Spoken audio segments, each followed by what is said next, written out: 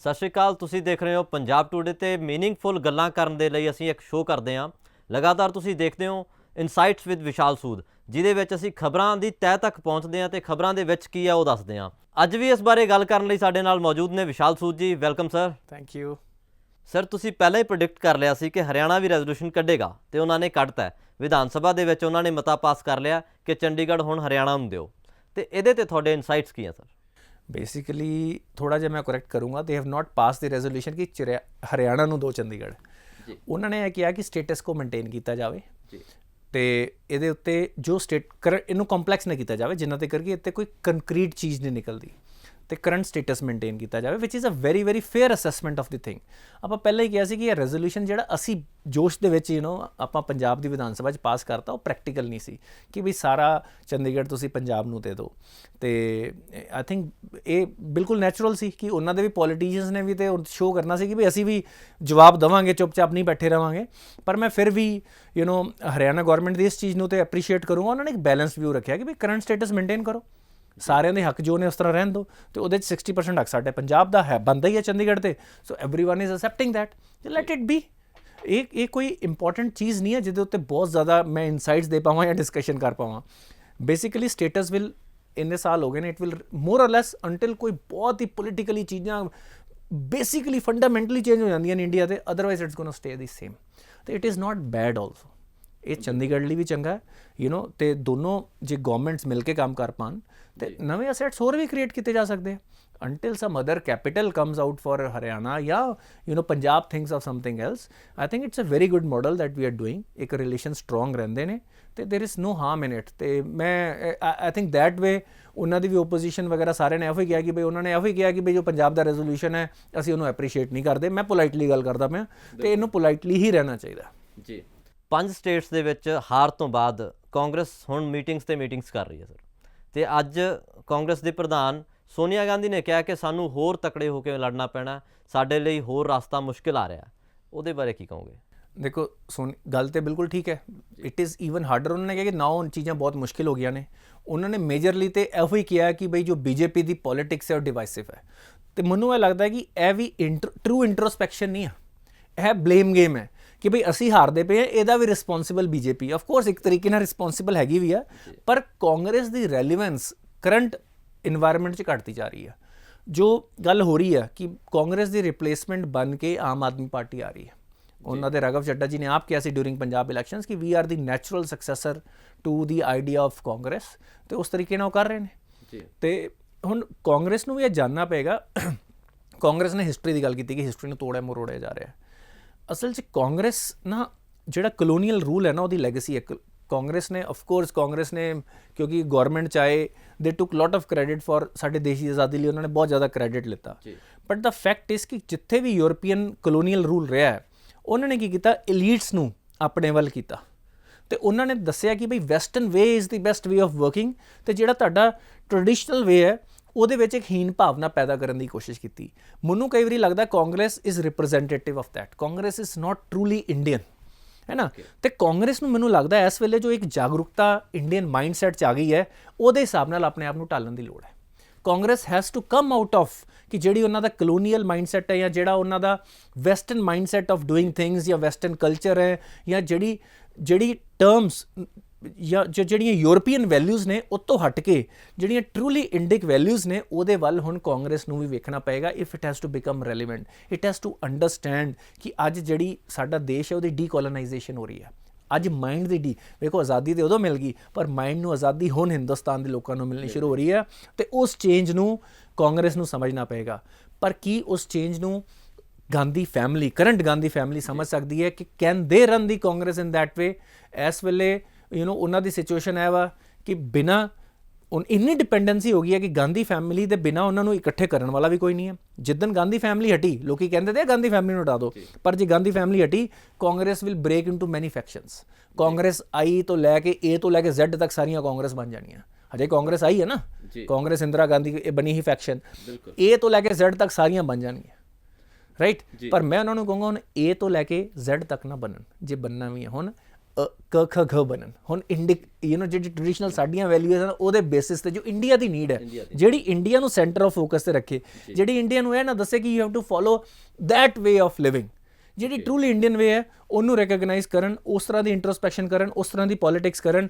I think and I don't mean ਕਿ ਤੁਸੀਂ religious politics ਕਰਨੀ, ਆਈ ਮੀਨ ਕਿ ਜਿਹੜਾ ਇੰਡੀਅਨ ਵੈਲਿਊ ਰਹੀ ਹੈ ਕਿ ਲੋਕਾਂ ਨੂੰ ਇਕੱਠੇ ਰਹਿਣਾ, ਹਰ ਕਿਸੇ ਨੂੰ ਆਪਣੇ ਬਰਾਬਰ ਸਮਝਣਾ, ਸਾਰਿਆਂ ਨੂੰ ਟੁਗੈਦਰ ਲੈ ਕੇ ਚੱਲਣਾ, ਤੇ ਇੰਡੀਆ ਦੀਆਂ ਜਿਹੜੀਆਂ ਟ੍ਰੈਡੀਸ਼ਨਲ ਵੈਲਿਊਜ਼ ਹੈ ਉਹਨਾਂ ਨੂੰ ਵਾਪਸ ਰਿਸਪੈਕਟ ਦੇਣੀ, ਉਹਨਾਂ ਨੂੰ ਉਹ ਇੰਪੋਰਟੈਂਸ ਦੇਣੀ ਜਿਹੜੀ ਸਾਡੀ ਸਾਇੰਟੀਫਿਕ ਥਿੰਕਿੰਗ ਸੀ, ਸਾਡੀ ਸੋਚ ਸੀ, ਜਿਹੜਾ ਸਾਡਾ ਕਲਚਰ ਸੀ, ਉਹਨੂੰ ਵੈਸਟਰਨ ਕਲਚਰ ਤੋਂ ਥੱਲੇ ਨਾ ਰੱਖਣਾ, ਉਹਨੂੰ ਰੂੜੀਵਾਦੀ ਨਾ ਸਮਝਣਾ। ਇਹ ਇਸ ਵੇਲੇ ਮੈਨੂੰ ਲੱਗਦਾ ਕਿ ਪੋਲੀਟੀਕਲ ਪਾਰਟੀਜ਼ ਨੂੰ ਵੀ ਅੰਡਰਸਟੈਂਡ ਕਰਨ ਦੀ ਲੋੜ ਹੈਗੀ ਆ। ਤੇ ਆਈ ਥਿੰਕ ਕਾਂਗਰਸ ਵਾਕਈ ਦੇ ਸ਼ੁੱਡ ਨਾਟ ਬਲੇਮ ਬੀਜੇਪੀ, ਉਹਨਾਂ ਨੂੰ ਇੰਟਰਨਲ ਇੰਟਰੋਸਪੈਕਸ਼ਨ ਕਰਨ ਦੀ ਲੋੜ ਹੈ। ਤੇ ਅਨਫੋਰਚੂਨੇਟਲੀ ਉਹਨਾਂ ਕੋਲ ਇਸ ਵੇਲੇ ਗਾਂਧੀ ਫੈਮਿਲੀ ਤੋਂ ਇਲਾਵਾ ਕੋਈ ਵੀ ਇਹੋ ਜਿਹੀ ਚੀਜ਼ ਨਹੀਂ ਹੈ ਜਿਹੜੀ ਉਹਨਾਂ ਨੂੰ ਇਕੱਠੇ ਜੋੜ ਪਾਏ। They are not a value based party anymore, it is an opportunity based party now. Sir, opposition ਖਤਮ ਹੁੰਦੀ ਜਾ ਰਹੀ ਹੈ ਦੇਸ਼ 'ਚੋਂ, ਕਿਉਂਕਿ ਕਾਂਗਰਸ ਹੀ ਵੱਡੀ ਓਪੋਜੀਸ਼ਨ ਸੀ, ਤੇ ਕੀ ਇਹ ਦੇਸ਼ ਲਈ, ਲੋਕਤੰਤਰ ਲਈ ਖਤਰਾ ਨਹੀਂ ਬਣਦਾ ਜਾ ਰਿਹਾ? ਦੇਖੋ, ਮੈਨੂੰ ਨਹੀਂ ਲੱਗਦਾ ਓਪੋਜੀਸ਼ਨ ਖਤਮ ਹੋ ਰਹੀ ਹੈ, ਨਵੀਂ ਤਰ੍ਹਾਂ ਦੀ ਓਪੋਜੀਸ਼ਨ ਆਏਗੀ which will reflect our new values। ਅੱਜ ਤੁਹਾਨੂੰ ਕੀ ਲੱਗਦਾ ਕਿ 80% ਵੋਟਾਂ ਬੀਜੇਪੀ ਨੂੰ ਪੈ ਰਹੀਆਂ ਨੇ, 39-40% ਵੋਟਾਂ, 37% ਵੋਟਾਂ ਪੈ ਰਹੀਆਂ ਨੇ, ਬਾਕੀਆਂ ਨੂੰ ਵੀ ਵੋਟ ਪੈ ਰਹੀ ਹੈ। ਨਾਓ ਉਹ ਵੋਟ ਵਿਖਰੀ ਹੋਈ ਹੈ, ਇਹਦਾ ਮਤਲਬ ਕਿ ਹੁਣ there is enough, ਕਿਸੇ ਲੀਡਰ ਨੂੰ ਇਹ ਸਮਝਣਾ ਪਏਗਾ ਕਿ to understand what people of India want, ਕਿ what they are not getting from BJP also। There is certain people who like BJP and they're voting them, some might be because of lack of options। ਤੇ opposition ਖਤਮ ਨਹੀਂ ਹੋ ਰਹੀ ਹੈ, opposition ਨੂੰ ਆਪਣੇ ਆਪ ਨੂੰ ਰੀਇਨਵੈਂਟ ਕਰਨ ਦੀ ਲੋੜ ਹੈ। ਓਪੋਜੀਸ਼ਨ ਨੂੰ ਜਿਹੜੇ ਇੰਪੋਰਟੈਂਟ ਇਸ਼ੂਜ਼ ਨੇ, ਓਪੋਜੀਸ਼ਨ ਨੂੰ ਸਿਰਫ ਫॉर ਦੀ ਸੇਕ ਆਫ ਓਪੋਜੀਸ਼ਨ ਨਹੀਂ ਕਰਨੀ ਹੈ। ਜੇ ਡੈਮੋਕ੍ਰੇਸੀ ਬਚਾਣੀ ਆ ਤਾਂ ਜਿੱਥੇ ਓਪੋਜੀਸ਼ਨ ਨੂੰ ਗਵਰਨਮੈਂਟ ਸਹੀ ਕੰਮ ਕਰਦੀ ਹੈ ਉੱਥੇ ਸਟੈਂਡ ਲੈਣ ਦੀ ਵੀ ਲੋੜ ਹੈ। ਕਿ ਮੈਂ ਇੱਕ ਚੀਜ਼ ਦਾ ਤਾਂ ਜਵਾਬ ਦਊਂਗਾ, ਜਿਹੜੀ ਇੰਡੀਆ ਦੀ ਫੋਰਨ ਪੋਲਿਸੀ ਆ, ਨਹੀਂ ਤਾਂ ਸਾਡੇ ਹਾਲਾਂਕਿ ਕਈ ਥਾਵਾਂ 'ਤੇ ਜਦੋਂ ਬਾਹਰ ਦੇ ਬੱਚਿਆਂ ਨੂੰ ਇੱਥੇ ਲੈ ਕੇ ਆਉਣਾ ਸੀ, ਆਪਣੇ ਇੰਡੀਅਨ ਬੱਚਿਆਂ ਨੂੰ ਯੂਕਰੇਨ ਤੋਂ, ਉਦੋਂ ਉਹਨਾਂ ਨੇ ਉਹਦੇ ਵਿੱਚ ਵੀ ਨੁਕਸ ਕੱਢੇ ਸੀ। ਹਾਲਾਂਕਿ I feel government did a good job. ਤੇ ਜਿਹੜੀ ਇੰਡੀਆ ਦੀ ਫੋਰਨ ਪੋਲਿਸੀ ਆ ਉਹਦੇ ਉੱਤੇ ਓਪੋਜੀਸ਼ਨ ਨੇ ਕੁਛ ਨਹੀਂ ਕਿਹਾ। ਇਟ ਮੀਨਸ ਗਵਰਨਮੈਂਟ ਕੁਛ ਤਾਂ ਸਹੀ ਕਰਦੀ ਪਈ ਹੈ। ਹੁਣ ਸਾਨੂੰ ਚਾਹੀਦੀ ਹੈ ਇਹੋ ਜਿਹੀ ਓਪੋਜੀਸ਼ਨ ਵਿੱਚ ਸਾਨੂੰ ਲੱਗੇ ਕਿ this is a better option. And you are right ਕਿ ਇੱਕ ਸਟਰੋਂਗ ਓਪੋਜੀਸ਼ਨ ਦੀ ਲੋੜ ਹੈ, ਪਰ ਓਪੋਜੀਸ਼ਨ ਜ਼ਰੂਰੀ ਨਹੀਂ ਹੈ ਕਿ ਇਹ ਜਿਹੜੀ ਓਪੋਜੀਸ਼ਨ ਹੈ ਇਹੋ ਹੀ ਆਏਗੀ। ਇਹਨਾਂ ਦੇ ਇੱਕ ਮਾਈਂਡਸੈਟ ਨੇ, ਮੇ ਬੀ ਨਵੀਂ ਓਪੋਜੀਸ਼ਨ ਤਿਆਰ ਹੋ ਰਹੀ ਹੈ, ਜਿਨ੍ਹਾਂ ਦਾ mindset is in sync with the aspirations of India ਦੀ aspirations ਦੇ sync ਵਿੱਚ ਹੈਗਾ। maybe that opposition is getting ready। ਤੇ ਮੈਨੂੰ ਲੱਗਦਾ ਕਿ ਕਾਂਗਰਸ ਨੂੰ ਇਹ ਵੀ ਸੋਚਣਾ ਚਾਹੀਦਾ ਕਿ ਸਾਡੀਆਂ ਕਮੀਆਂ ਤਾਂ ਜਿਹੜੀਆਂ ਰਹੀਆਂ ਲੋਕਾਂ ਦੇ ਲਈ ਉਹ ਕੀ ਕਰ ਸਕਦੇ ਸੀ, ਲੋਕਾਂ ਨੇ ਇੰਟਰਸਟ ਕਿਉਂ ਖਤਮ ਕੀਤਾ ਉਹਨਾਂ 'ਚੋਂ, ਉਹਦੇ 'ਤੇ ਜੇ ਜ਼ਿਆਦਾ ਫੋਕਸ ਕਰਨ ਤਾਂ ਉਹ ਜ਼ਿਆਦਾ ਵਧੀਆ। ਦੇਖੋ, ਇਟ ਇਜ਼ ਕੁਆਇਟ ਕਲੀਅਰ ਕਿ ਉਹਨਾਂ ਨੇ, it is run by a family. ਤੁਸੀਂ ਕਿਸੇ ਵੀ ਸੀਐਮ ਨੂੰ ਲਾ ਸਕਦੇ ਹੋ, ਉਤਾਰ ਸਕਦੇ ਹੋ। ਇੱਕ ਸੀਐਮ ਕਹਿੰਦਾ ਜੀ ਮੇਰਾ ਸੁਭਾਗਿਆ ਹੈ ਕਿ ਮੈਂ ਰਾਹੁਲ ਗਾਂਧੀ ਦੀ ਗੱਡੀ ਚਲਾਉਣਾ ਪਿਆ। ਤੇ ਜੇ ਇਹੋ ਜਿਹੀਆਂ ਗੱਲਾਂ ਹੋਣਗੀਆਂ, ਲੋਕੀ ਦੱਸੋ ਕਿਵੇਂ ਪਰਸੀਵ ਕਰਦੇ ਨੇ? ਉਹਨੇ ਤੇ ਆਪਣੇ ਵੱਲੋਂ ਆਪਣੇ ਬੌਸ ਨੂੰ ਖੁਸ਼ ਕਰਤਾ, ਹਾਈ ਕਮਾਂਡ ਨੂੰ ਖੁਸ਼ ਕਰਤਾ, ਬਟ ਲੋਕੀ ਫਿਰ ਉਹਨੂੰ ਕਿਵੇਂ ਰਿਫਲੈਕਟ ਕਰਦੇ ਆ ਕਿ ਬਈ ਸਾਡੇ ਨੇਤਾ ਕਿਸੇ ਦੇ ਸਾਹਮਣੇ ਇਸ ਤਰ੍ਹਾਂ ਚੁੱਕਦੇ ਪਏ ਨੇ। ਦੇ ਆਰ ਰਿਪਰੈਜ਼ੈਂਟੇਟਿਵਸ, ਹੈ ਨਾ। ਪੰਜਾਬ ਦੇ ਸੀਐਮ ਦੀ ਗੱਲਬਾਤ ਅਲੱਗ ਹੋਣੀ ਚਾਹੀਦੀ ਹੈ, ਉਹਦੀ ਇੱਕ ਆਪਣੀ ਵੈਲਿਊ, ਆਪਣੀ ਸੋਚ ਜਿਹੜੀ ਪੰਜਾਬ ਫੋਕਸਡ ਹੋਵੇ। It can not be high command focused, thought process of someone, ਹੈ ਨਾ। ਤੇ ਇਸ ਕਰਕੇ ਇਨਫੈਕਟ ਜਿਹੜੇ ਲੋਕੀ ਮੈਂ ਉਹਨਾਂ ਦੇ ਜਿਹੜੇ ਹੋਰ ਵੀ ਲੀਡਰਸ, ਭਾਵੇਂ ਜਿਹੜੇ ਉਹਨਾਂ ਦੇ ਪਹਿਲਾਂ ਪ੍ਰਧਾਨ ਸਨ, ਕਿਸੇ ਵੀ ਲੀਡਰ ਦੀ ਉਹਨਾਂ ਦੀ ਗੱਲ ਕਰਾਂ, ਜਾਖੜ ਸਾਹਿਬ ਦੀ ਵੀ ਗੱਲ ਕਰਾਂ, ਉਹ ਕਹਿੰਦੇ ਜੀ ਅਸੀਂ ਤੇ ਹਾਈ ਕਮਾਂਡ ਨੂੰ ਦੱਸ ਦਿੱਤਾ ਸੀ, ਉਹਨਾਂ ਨੇ ਜੋ ਕਰਨਾ ਸੀ ਕਰਤਾ। You are not representing high command only ਨਾ, ਤੁਸੀਂ you are representing people of Punjab also. ਤੁਸੀਂ ਸਟੈਂਡ ਕਿਉਂ ਨਹੀਂ ਲਿੱਤਾ? ਤੁਸੀਂ ਧਰਨਾ ਕਿਉਂ ਨਹੀਂ ਲਾਇਆ? How can you let go? ਜੀ ਉਹ ਕਰਪਸ਼ਨ ਤੇ ਚੱਲਦੀ ਸੀ, ਮੈਂ ਤਾਂ ਦੱਸਿਆ ਸੀ। What kind of answer is this? ਇਹ ਨੇ ਇਸ ਤਰ੍ਹਾਂ ਦੀ ਹੁਣ ਜਿਹੜੀ ਪੋਲੀਟਿਕਸ ਹੈ ਨਾ, ਨਹੀਂ ਚੱਲ ਸਕਦੀ। ਸਭ ਤੋਂ ਪਹਿਲਾਂ ਤੁਹਾਨੂੰ ਲੋਕਾਂ ਨੂੰ ਉੱਤੇ ਰੱਖਣਾ, ਆਪਣੇ ਦੇਸ਼ ਨੂੰ ਉੱਤੇ ਰੱਖਣਾ। ਫਿਰ ਅੱਜ ਦੀ ਡੇਟ 'ਚ people believe in the integrity of the nation.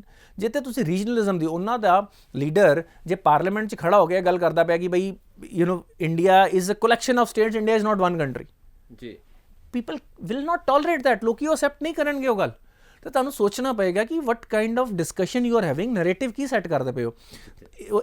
ਤੁਸੀਂ ਜੇ ਇਸ ਤਰੀਕੇ ਨਾਲ ਬੀਜੇਪੀ ਨੂੰ ਅਪੋਜ਼ ਕਰੋਗੇ ਕਿ ਉਹਨਾਂ ਦੀ ਜਿਹੜੀ ਗੱਲ ਲੋਕੀ ਅਕਸੈਪਟ ਕਰਦੇ ਨੇ, ਮੰਨਦੇ ਨੇ, ਜਿਹੜੀ ਦੇਸ਼ ਲਈ ਚੰਗੀ ਹੈ, ਉਹਨੂੰ ਵੀ ਅਪੋਜ਼ ਕਰੀ ਜਾਓਗੇ, ਤੁਸੀਂ ਆਪਣੇ ਆਪ ਨੂੰ ਹੋਰ ਬੈਕਫੁੱਟ ਤੇ ਕਰੀ ਜਾਓ। ਸਰ, ਅਗਲੇ ਮੁੱਦੇ ਤੇ ਚੱਲਦੇ ਹਾਂ। ਮਿਨਿਸਟਰੀ ਆਫ ਬ੍ਰੌਡਕਾਸਟਿੰਗ ਨੇ 22 channels, 22 YouTube based news channels ਬੰਦ ਕੀਤੇ ਹਨ, ਜਿਹਦੇ ਵਿੱਚ 4 ਪਾਕਿਸਤਾਨੀ ਚੈਨਲਸ ਵੀ ਆ, ਤੇ ਉਹਨਾਂ ਤੇ ਆਰੋਪ ਇਹ ਸੀ ਕਿ ਉਹ ਫੇਕ ਨਿਊਜ਼ ਫੈਲਾਉਂਦੇ ਆ। ਦੇਖੋ, ਬੇਸਿਕਲੀ ਹੁਣ ਅੱਜ ਦੇ ਟਾਈਮ 'ਚ ਨਾ ਇੱਕ ਫਰੀਡਮ ਆਫ ਐਕਸਪ੍ਰੈਸ਼ਨ ਦੇ ਨਾਮ 'ਤੇ ਇਹਨੂੰ ਵੀ ਅਪੋਜ਼ ਕੀਤਾ ਜਾਏਗਾ। ਬਟ ਦਾ ਪੁਆਇੰਟ ਇਜ਼ ਅੱਜ ਦੀ ਡੇਟ 'ਚ ਜਿਹੜੀਆਂ ਸੋਸ਼ਲ ਮੀਡੀਆ ਕੰਪਨੀਜ਼ ਨੇ, ਇਹ ਸਭ ਤੋਂ ਵੱਡਾ ਮਾਧਿਅਮ ਬਣ ਗਈਆਂ ਨੇ ਸੱਚ ਨੂੰ ਦਬਾਉਣ ਦਾ। ਇਹੋ ਜਿਹੀ ਫੇਕ ਨਿਊਜ਼ ਵਾਕਈ ਸੋਸਾਇਟੀ ਲਈ ਡੇਂਜਰਸ ਹੈ।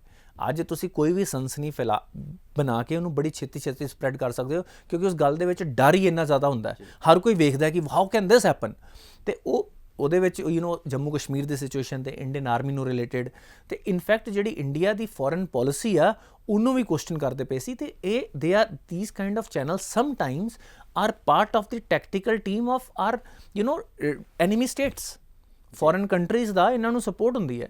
ਤੇ I think government we should give that kind of freedom. It should not be related directly to freedom of speech. ਤੇ ਜਿਹੜਾ ਸੋਸ਼ਲ ਮੀਡੀਆ, ਦੇਖੋ ਪਹਿਲਾਂ ਫਰੀडम ਆਫ ਸਪੀਚ ਜਦੋਂ ਇਹ ਸਾਰੇ ਰੂਲ ਬਣੇ ਉਦੋਂ ਇੱਕ ਬੰਦਾ ਜਾਂ ਤੇ ਇੱਕ ਗੈਦਰਿੰਗ ਕਰ ਸਕਦਾ ਸੀ। ਤੁਸੀਂ ਵੇਖੋ ਨਾ ਜਦੋਂ ਸਾਡਾ ਕਨਸਟੀਟਿਊਸ਼ਨ ਬਣਿਆ ਜਾਂ ਜੋ ਚੀਜ਼ਾਂ ਹੋਈਆਂ, ਉਹਨਾਂ ਰੂਲਸ ਨੂੰ ਹੁਣ ਰੀਇਨਵੈਂਟ ਕਰਨ ਦੀ ਲੋੜ ਹੈ। ਅੱਜ ਦੀ ਡੇਟ 'ਚ ਲੋਕਾਂ ਕੋਲ ਬਹੁਤ ਵੱਡੇ ਮੈਗਾਫੋਨ ਆ ਗਏ ਨੇ।